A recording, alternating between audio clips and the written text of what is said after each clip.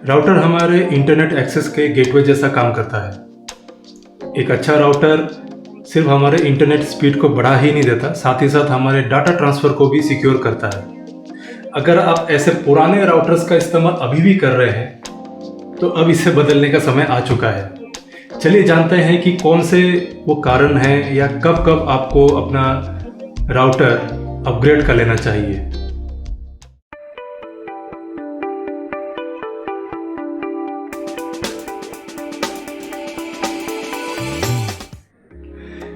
चलिए जानते हैं उन कारणों के बारे में जिसके वजह से आपको पुराने राउटर को अपग्रेड कर लेना चाहिए, और लास्ट में एक बोनस पॉइंट भी है, तो इस वीडियो को पूरा देखें।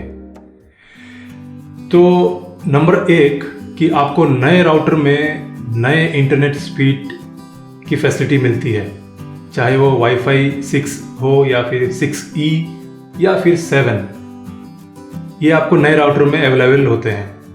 इसके साथ ही साथ आपको गीगापोर्ट नए राउटर्स में मिल जाते हैं, जो कि पुराने राउटर में ये सुविधा नहीं होती थी, जिसके वजह से आपके जो लेटेस्ट इक्विपमेंट्स हैं उसको आप फुल्ली 100% यूटिलाइज नहीं कर पाते थे। इसीलिए आप नए इक्विपमेंट के साथ नए राउटर को ज़रूर ले लें।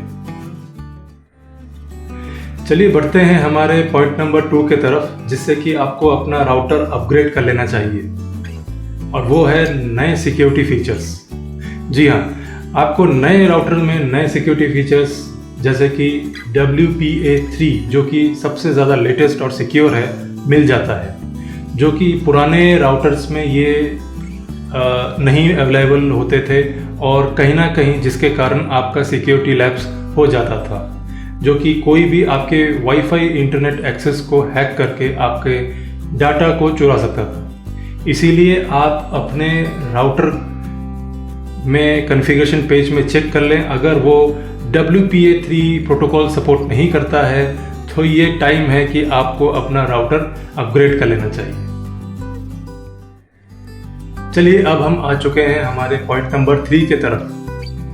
नए राउटर्स के अपडेट्स आपको रेगुलर बेसिस पे मैन्युफैक्चरर से मिलते रहते हैं। इन अपडेट्स के ज़रिए इंडिविजुअल राउटर में आए हुए बग्स या फिर एरर को मैन्युफैक्चरर दूर करते रहते हैं, साथ ही साथ उसके फर्मवेयर्स को अपग्रेड करके उसके सिक्योरिटी फीचर्स को भी एनहांस करते हैं। इसीलिए अगर आपका राउटर पुराना है तो उसके फर्मवेयर अपडेट्स अभी शायद मैन्युफैक्चरर रिलीज़ नहीं कर रहे होंगे, इसीलिए आप अपने पुराने राउटर को डिस्कार्ड करके नए राउटर के प्रोक्योरमेंट के तरफ आपको जाना चाहिए और नए राउटर का यूज़ करना चाहिए। चलिए अब आ चुके हैं हमारे पॉइंट नंबर 4 पे, जहाँ पे हम जानेंगे क्यों नया राउटर हमको प्रोक्योर कर लेना चाहिए। देखिए, नए राउटर में आपको नए कॉन्फ़िगरेशन टूल और नए फीचर्स आपको मिल जाते हैं जो पुराने राउटर्स में नहीं होते थे। जैसे आपका नया राउटर ब्राउज़र के बदले ऐप से भी आप एक्सेस करके उसमें कॉन्फ़िगरेशन कर सकते हैं। साथ ही साथ आप पेरेंटिंग कंट्रोल कर सकते हैं, गेस्ट कंट्रोल कर सकते हैं, जिससे कि कोई भी वेबसाइट या फिर लिंक को आप लिमिटेड एक्सेस या फिर एक्सेस प्रोवाइडेड कर सकते हैं। इसके अलावा आपको नए राउटर्स में USB पोर्ट मिल जाता है, जो कि मल्टी टास्क जैसा काम करता है। आइदर आप उसमें USB प्रिंटर इंस्टॉल कर सकते हैं, जो एक कॉमन प्रिंटर जैसा काम करेगा, वाईफाई प्रिंटर जैसा काम करेगा, या फिर आप उसमें USB मास स्टोरेज लगा सकते हैं, एक्सटर्नल हार्ड डिस्क लगा सकते हैं, जिससे कि आप एक नया स्टोरेज जैसा आप उसको यूज़ में ला सकते हैं। तो इसीलिए आपको नए राउटर की तरफ स्विच कर लेना चाहिए। रेगुलर बेसिस पे डिजिटल टेक्नोलॉजी और साइबर सिक्योरिटी अपडेट्स जानने के लिए हमारे इस चैनल गीगर प्रहलाद को सब्सक्राइब करके नोटिफिकेशन ऑन कर लीजिए।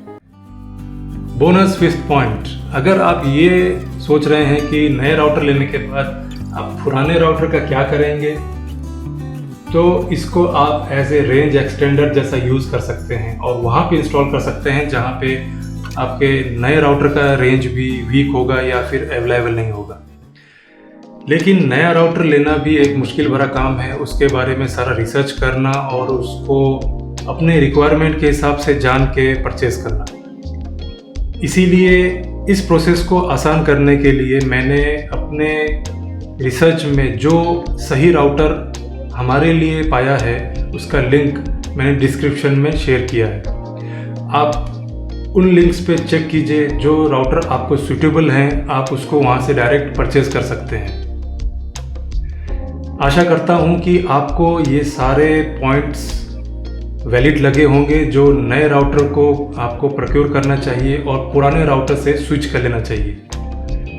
आप अपना ख्याल रखिए, राउटर ज़रूर अपग्रेड कर लीजिए। धन्यवाद।